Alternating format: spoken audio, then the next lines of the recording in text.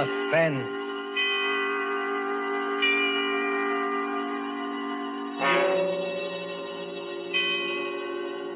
This is the Man in Black, here again to introduce Columbia's program, Suspense. Our stars tonight are Miss Agnes Moorehead and Mr. Ray Collins. You have seen these two expert and resourceful players in Citizen Kane, The Magnificent Amberson, in which Miss Moorehead's performance won her the 1942 Film Critics Award. Mr. Collins will soon be seen in the Metro-Goldwyn-Mayer Technicolor film, Salute to the Marines. Miss Moorehead and Mr. Collins return this evening to their first love, the CBS microphone, to appear in A Study in Terror by Lucille Fletcher, called The Diary of Sophronia Winters. The story told by this diary is tonight's tale of suspense. If you've been with us on these Tuesday nights, you will know that suspense is compounded of mystery and suspicion and dangerous adventure. In this series are tales calculated to intrigue you, to stir your nerves, to offer you a precarious situation, and then withhold the solution until the last possible moment. And so it is with the Diary of Sophronia Winters and the performances of Agnes Moorehead and Ray Collins. We again hope to keep you in suspense.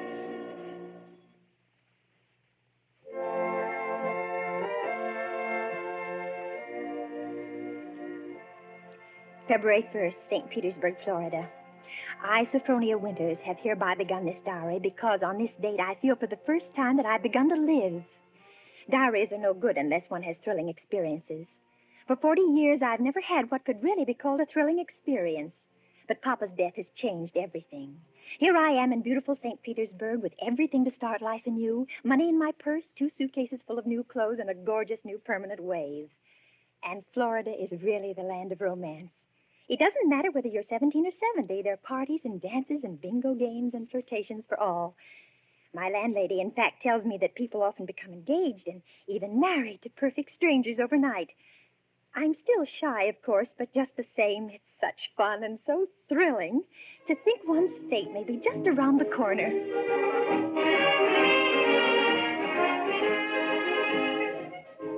February 3rd. Oh, diary, it is beginning. This morning when I came out of my lodging house to go down to the beach, I noticed a man, a thrilling-looking man, sitting across the street on a bench. It was just as though he were waiting for me, because when I came out, he sort of started up as though he knew me. Of course, I didn't speak first, but I knew the minute I started down the street that he was following me. Well, I got to the beach and sat down with my magazines, and suddenly there he was, strolling toward me with a broad smile. Well, sitting out here all by your lonesome? Oh, yes, I am. Didn't I see you last night over at the Starfish Tea Room? The Starfish Tea Room? Mm-hmm. Oh, yes, I was there yesterday. But it was so crowded, I'm afraid I don't recall. Mighty nice cuisine they've got over there. Mind if I sit down beside you? Oh, not at all. Oh, just a minute. Sit on this magazine. The beach is so sandy. Oh, sand doesn't bother me. I'm from Maine, you know. We get plenty of sand up there. Do you? You've been down here at St. Pete long? Oh, just 3 days. 3 days? That's a long time. It's a wonder I didn't spot you before. Oh, Mr. Johnson's the name, Hiram Johnson. Oh. I come from Green Harbor, Maine. Run a big hotel up there summers. Well, that's my whole history in a nutshell. My name's Sophronia Winters. Sophronia? Uh-huh. Well, you know, that's quite a coincidence. My sister-in-law's name was Sophronia. Oh? Sophronia Johnson. You ever heard of her? She looked quite a bit like you, too. Sophronia Johnson? No, I'm afraid I haven't. Who was she? Someone very famous? I'm so ignorant about these things. Oh, that's all right.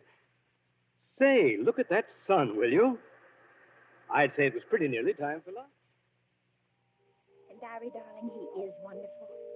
Strong and kind, warm-hearted, so generous. I don't want to be like the other silly women in this town, but Hiram is different. There's something almost poetic about him, something sad and deep. You know, Sophronia, it's kind of mysterious, us finding that 9-point starfish on the beach together. My sister-in-law, Sophronia, used to collect 9-point starfishes. And to think your name's Sophronia, and you find a 9-point starfish with me. Well, it kind of draws us together, eh? Huh? What do you think? Completely. as though I'd known him all my life. My landlady says it's foolish. But look at Romeo and Juliet. Weren't they foolish? What's the good of waiting, Sophronia? I've got to be back at the hotel in a week. We may never see each other again. Oh, Hiram, don't say that. I couldn't bear it. Then let's do it right away. Tomorrow? There's a parson out on Coral Avenue who'll do the job for us. We can take a nice moonlight drive out to the alligator farm afterward, have a nice shore dinner, then climb on board the Orange Blossom tomorrow night from Maine. Just think of Maine. The big dark pine woods, the sand, the bay. The two of us alone together. The two of us alone together.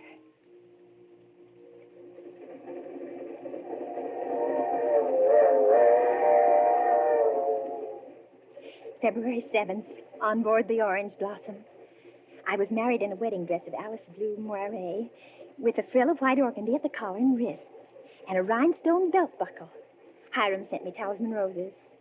I'm pressing one precious flower between the pages of this diary for luck.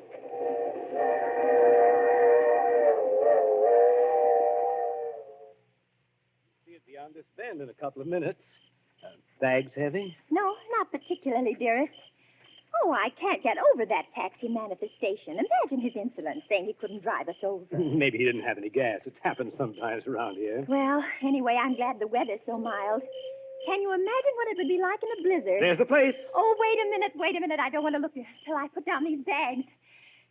Now, where? There. Through those big pine trees. Oh, it is big, isn't it? 125 rooms. So many fire escapes and balconies and porches and towers. I stayed in a hotel like that once years ago with Papa. It was very fashionable then. My grandfather built that place 50 years ago. Hasn't been changed much since. No? Well, of course, you've put in modern plumbing. Not yet. Here we are. Walk in. Oh, what's that? Just a foghorn out in the bay. Fog? We get it almost every night in this kind of weather. What are you locking the gate for? Why not? There's nobody coming in after us. Or going out again for a while. But I thought you said the hotel. The hotel is empty.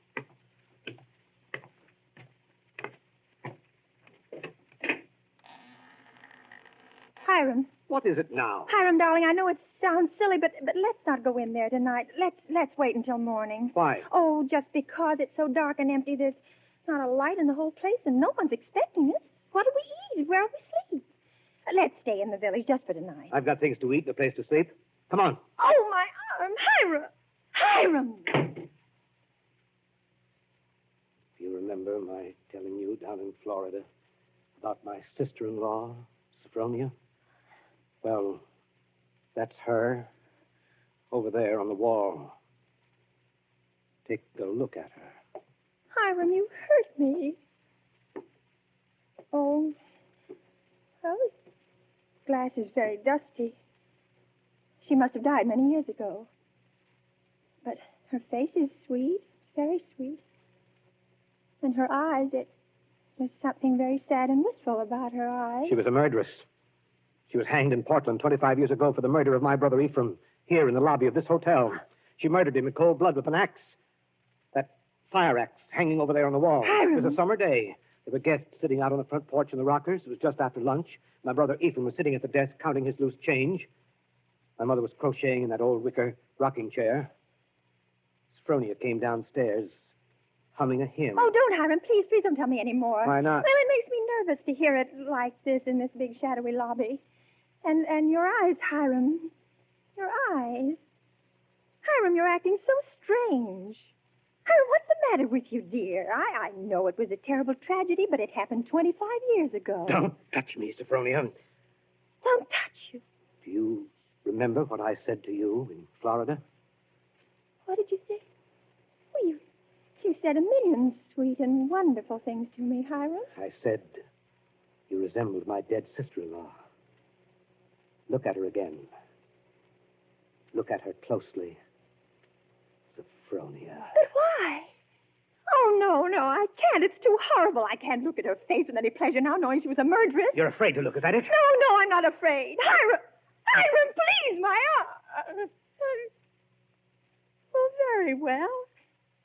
look. Now, stand there quietly, like that. Take off your glasses. That's all I wanted to see. That's all I wanted.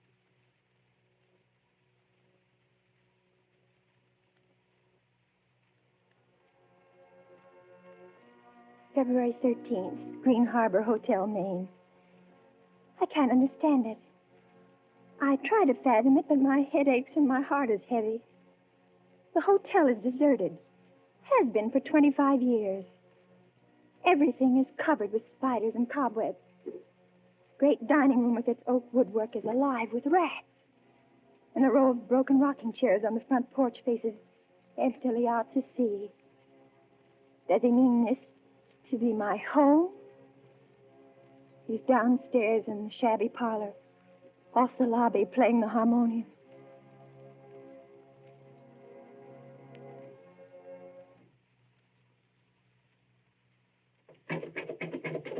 Sophronia, Yes? Yes, Hiram? sleeping? No, dear. Why is your door locked? Come out. I want to show you around the place. It's all right, dear. I've seen it. I've seen just about everything. No, you haven't. You haven't seen the grounds at all. The grounds? But, Hiram, it's after midnight. I want to show you where my sister-in-law, Sophronia, is buried. Well, not tonight, dear. Please, it's so late, and I have a headache. Open the door, Sophronia. I want you to come now. No, I shan't. Oh, go away and let me alone. I won't. I won't. No use carrying on like that. You see, I have pass keys to all the doors.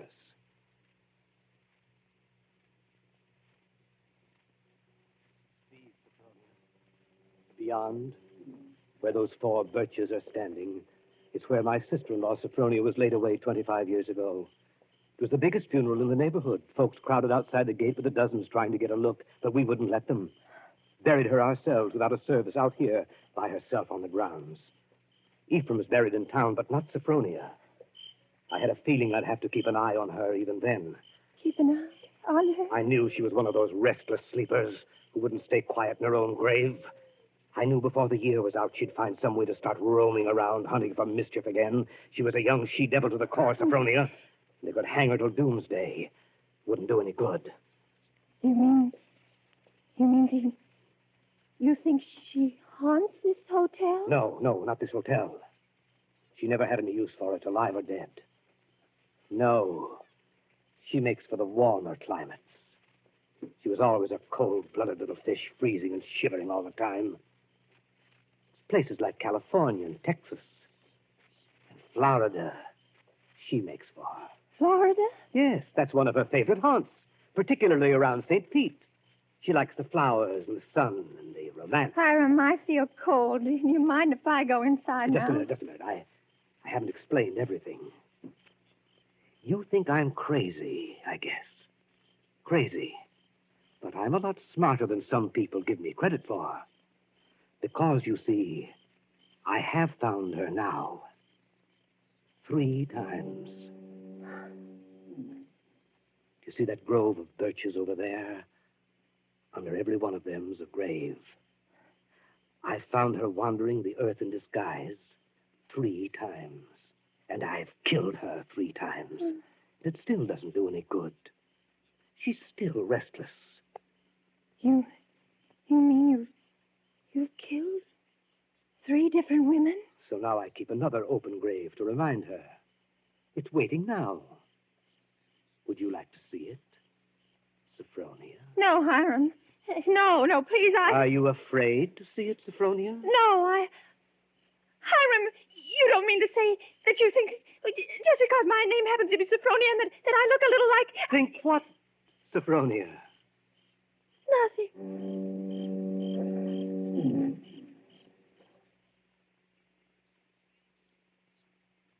February 14th. My mind is made up.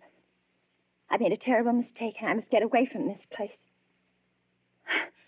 I must get away from Hiram as quickly as I can.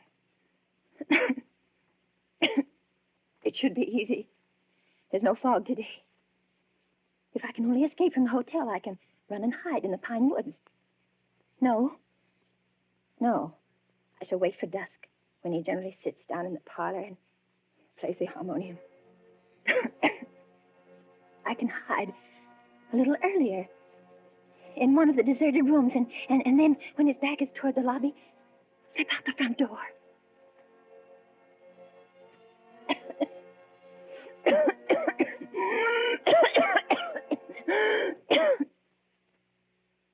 Sophronia? Sophronia? Sophronia! Oh, there you are. What's the matter? Anything wrong? No, Hiram. You didn't want anything outside, did you? Because if you do, you'll have to ask me to get it for you. You see, I always keep the front door locked. Yes, Hiram. Yes, the back door, too. And all the doors leading out into the porches and fire escapes. And a good many of the windows that make one feel safe from thieves and peeping toms. Oh, you've got a cold. That's too bad. Yes. I must have caught it last night. Outdoors. The damp. You ought to be in bed. A good bed. The only good bed in the house is in my sister-in-law, Sophronia's old room. No, Hiram. I'm all right. Is this a little head cold? Oh, little head colds often develop into pneumonia. Why, it's too bad I didn't think of that before. You might have slept in it from the beginning. Here, up these stairs. What? What's the matter? Are you so weak? No. No, I'm all right. This room is the cleanest in the hotel, too. I've always had a sort of suspicion about it. You see, I've kept everything as it was. What's the matter? Nothing. It's just... It seems kind of familiar. No.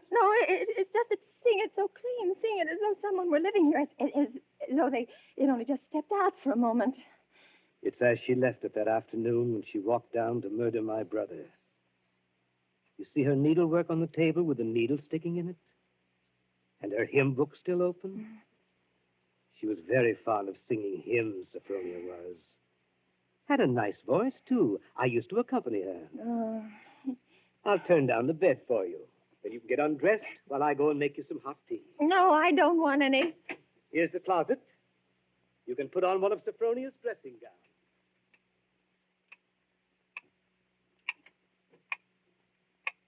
Diary, I'm beside myself.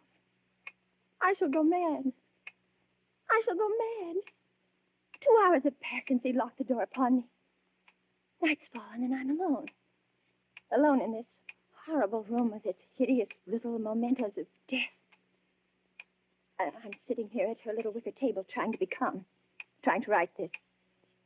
Somehow, when one writes about a thing, it doesn't appear so real. My hand is just brushed against her needlework.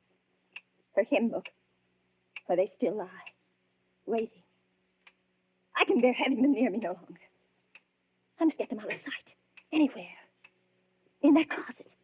A bureau drawer. Ready for your tea? No. Yes, Hiram. Why aren't you in bed? You'll take worse cold, you know. I'll get in bed in a minute. First, Oh. Brushing up on your needlework again? My needlework? You've got it in your hand. Have I? Oh, yes. Yes, so I have. But I wasn't working on it, Hiram. I swear I wasn't. I've never done a stitch of needlework in my whole life. I don't know one embroidery stitch from another. Let me show you. Look, I don't even know how to hold a needle. Get into bed, Sophronia. You're feverish. Before we go on, Hiram, before you go on thinking, we've got to have an understanding. You've got to let me explain. I was born in 1892 in Kalamazoo, Michigan. My name is Sophronia, that's true, but they name lots of people Sophronia. I was named for my grandmother. She had just died. No, you've got to listen to me. I've lived in Kalamazoo all my life. If you'd only just write a letter or send a wire. Well, I've never heard of Green Harbor in my whole life. I never went anywhere. For almost 10 years, I stayed home day in and day out nursing Papa. He had a stroke. I wasn't out of the house. It was the red brick house with the green shutters.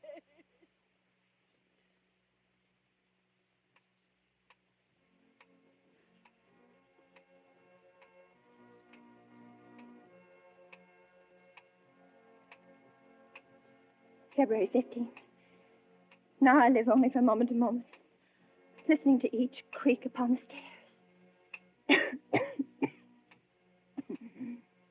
I've been in bed all day. It's night now. The foghorn has begun to blow again.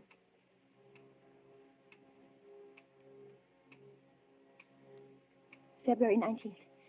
I woke up early this morning after a wretched night, and the date was burning in letters of fire in my brain. If he's planning to kill me, it'll be today. But the hours have been crawling on. It's almost midnight. Oh, why, if he's going to kill me, doesn't he do it at once? Why does he torture me like this? I'd rather be dead than sit here in this room one moment longer. I can't bear it. If he doesn't come in 5 minutes, I shall force him to come. I shall beat on the door. No. Rather let me sit quiet praying that he doesn't come. Oh, I want to live. I want to live.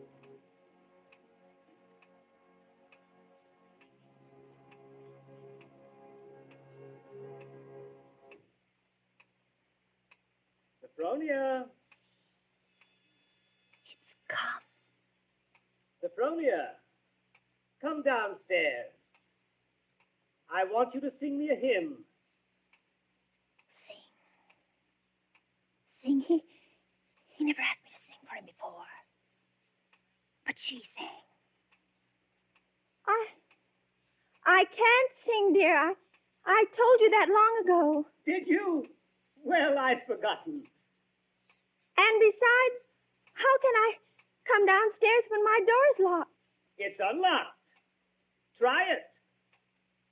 Unlocked? Oh, no. How could it be? Oh, it is, and I never know it. I never know it. Coming? He unlocked it. Sometime while I was just sitting. Oh, why didn't I try a few more times? Why did I just sit there assuming? No, he'd have caught me anyway. He'd have known. But I might... Oh, now it's too late. He's going to kill me. Sophronia! Yes, Hiram. I'm coming.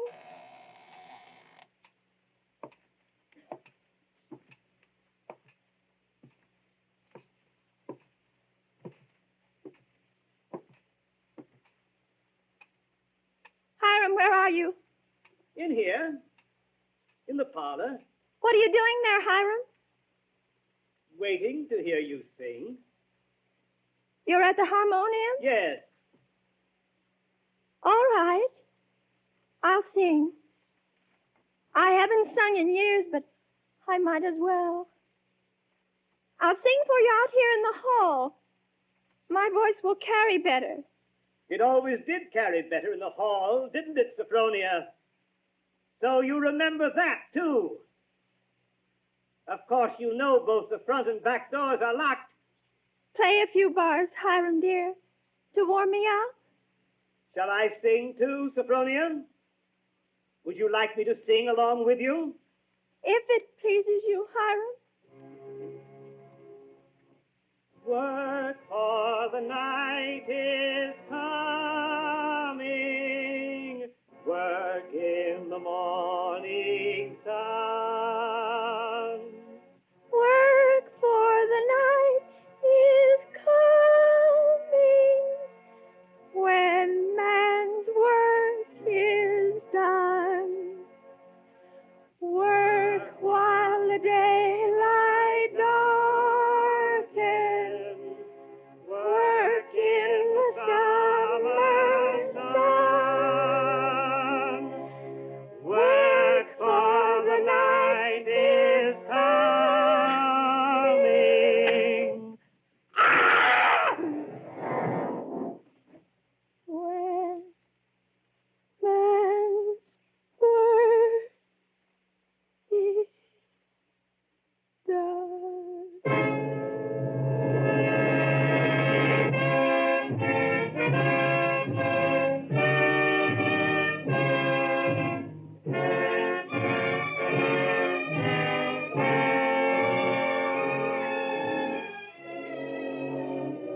only one more page.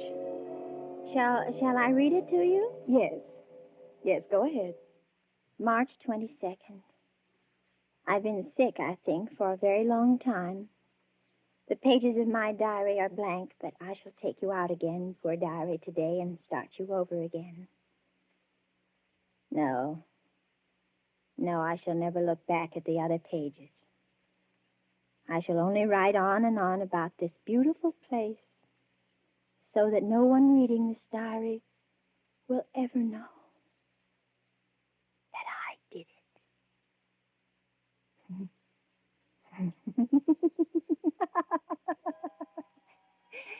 But I did do it, diary.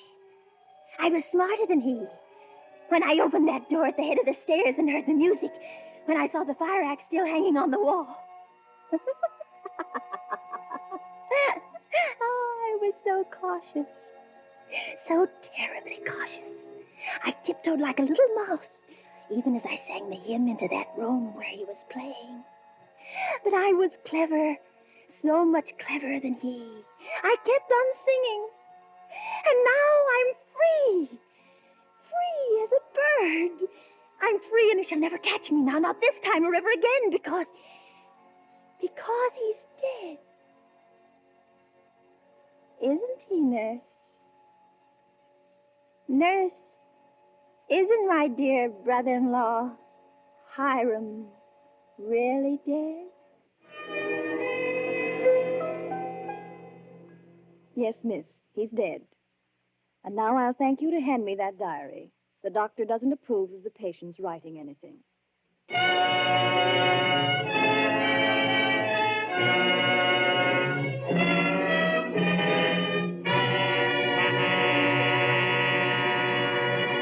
And so closes the Diary of Sophronia Winters, starring Agnes Moorehead and Ray Collins. Tonight's tale of Suspense. This is your narrator, the man in black, who conveys to you Columbia's invitation to spend this half hour in suspense with us again next Tuesday, when Richard Dix, Gail Page, and Montague Love star in Death Flies Blind. The producer of these broadcasts is William Spear, who, with Ted Bliss, the director, Lud Gluskin, the musical director, Lucian Mohowick, the composer, and Lucille Fletcher, the author, collaborated on tonight's Suspense.